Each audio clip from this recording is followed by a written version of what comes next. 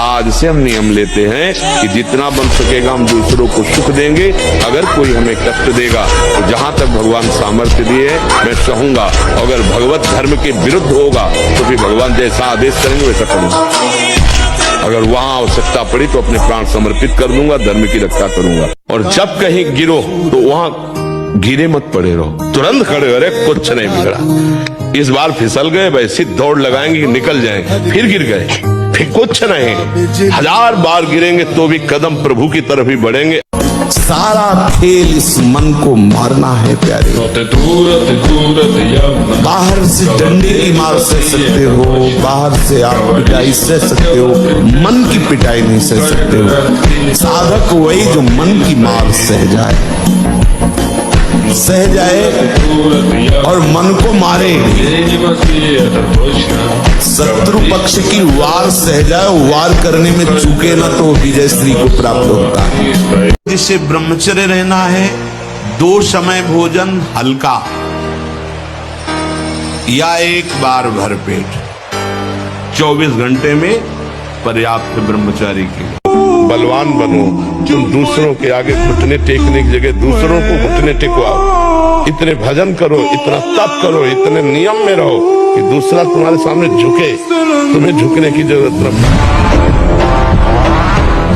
अरे हम भूखे रह के, कष्ट सह करके, दुख सह करके भी मुस्कुराएंगे। हमारे पास ज्ञान है, हमारे पास भगवान का बल है। ऐसे हम सोच में बैठे चले जाओ, उसको ब्रेक लगाओ। तुम्हारे अधीन है वो, तुम उसके अधीन नहीं हो। जागो, अभी सो रहे हो, जागो, उसको अधीन करो।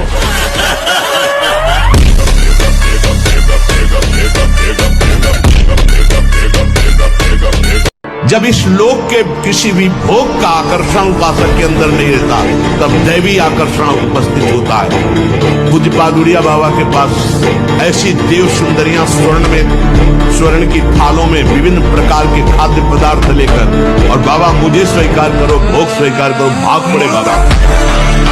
आ गया हमारे पीठ दे दे, अरे काल का भी महाकाल है, कोई इसके आगे बोल नहीं सकता। सही सामर्थ्यशाली। अब भैया क्या परेशानी, अब क्या चाहिए तुमको? अब अगर तुम दुखी हो रहे हो तो अपनी मूर्खता से दुखी हो रहे। ऐसा मालिक मिल गया तो हम कहीं एकांत में हो, कोई आ जाए।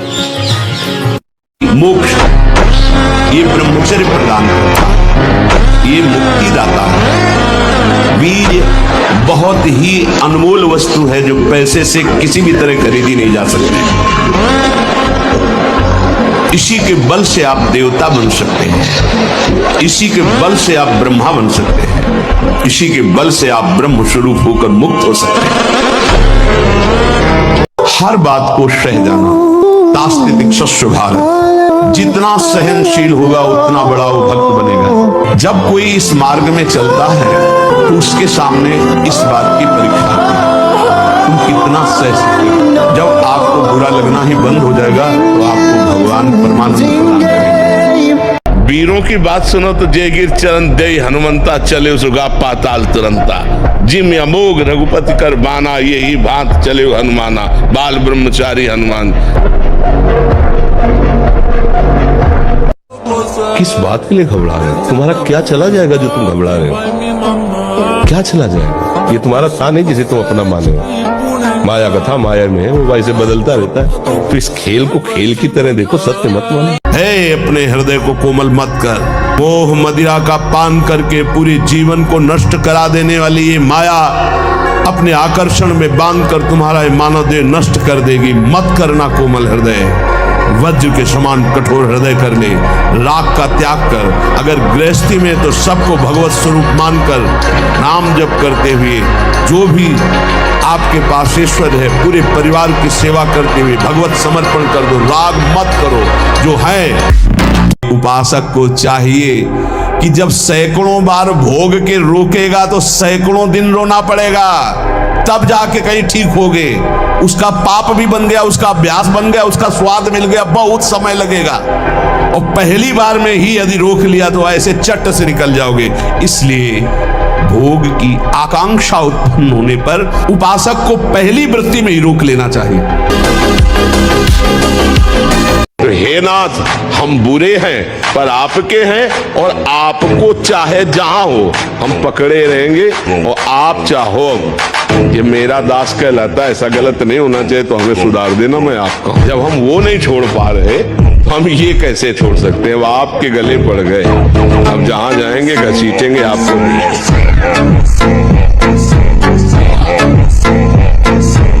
किसी भी परिस्थिति में तुम्हारे मन में कमजोरी नहीं आनी चाहिए।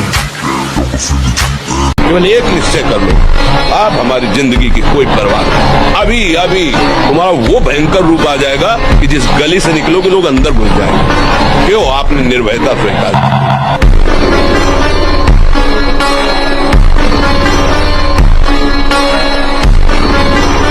पारिवारिक में पत्नी जी कहती हैं, मतलब बड़ा ब्रह्मचारी बन रहा है, अभी बैठ के भजन कीर्तन कर रहा है, और महाराज जी फिर सब कुछ बंद हो जाता है, फिर नाम जब भी नहीं चलता। रोल करना, रोल। पत्नी के साथ पति का जैसा अभिनय चाहिए वैसा ही करो। नहीं देखो उत्तर मिला ना। एक पति का जो कर्तव्य है अपनी पत्नी के प्रति, उसका निर्वाह करना, अंदर ही अंदर नाम जप करना, और बाहर व्यवहार संसार का करना। घर गृहस्थी के कार्य हंसना है तो हम बनावटी हंसी हंसे। किसी को ये नहीं लगना चाहिए अब आप हर समय गंभीर ऐसे लगेगा ये तो सन्यासी हो जाएगा, ये तो संत बन जाएगा, हमारे काम का नहीं रहेगा, तो पत्नी फिर तुम्हें एक को भजन नहीं करने देगी। वो तो बोलती है अगर भजन करोगे तो काम नहीं बन के आऊंगी मैं।